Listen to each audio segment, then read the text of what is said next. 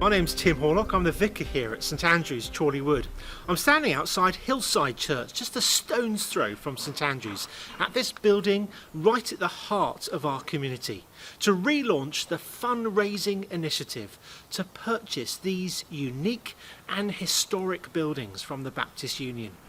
Everything has been put on hold because of COVID, but we feel now is the right time to press start again. Our vision for Hillside remains unaltered. We believe that we have before us a once-in-a-generation, God-given opportunity to use these buildings to enhance the effectiveness of community outreach to the glory of God. Building connections with the many groups that hire these premises, deepening a positive partnership with Hillside Preschool, and using these buildings as a centre of youth outreach, both midweek and on a Sunday. At St Andrews, by God's grace, we have always had the need for more space, and our youth need this space more than ever, a space that they can own as we develop our youth ministry on this site. We are a growing church, and I believe that as we have a long-term view, we cannot yet know all the opportunities that this building will open up for us in the future. But one thing is clear to me.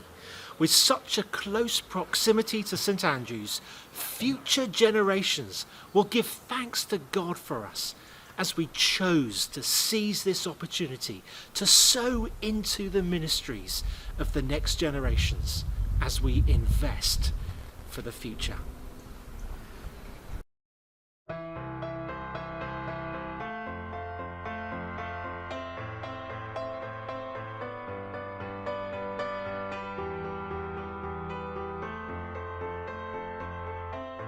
Chorleywood Free Church, as it was known, has a deep tradition of Christian worship and has for many years been a beacon to the community. It is a fine building, built in the arts and crafts style, and over the years has been extended to provide multiple rooms and also a substantial flat, which provides good living accommodation. In short, this is a wonderful site for outreach and witness. The property is in sound condition, requiring only minor repairs, though some modernisation will be necessary so as to make the building as flexible and usable as possible. The preschool will of course continue, as will the choirs and other users who currently enjoy the building. The heritage features of the chapel itself, which has particularly good acoustics, will be fully respected in the refurbishment.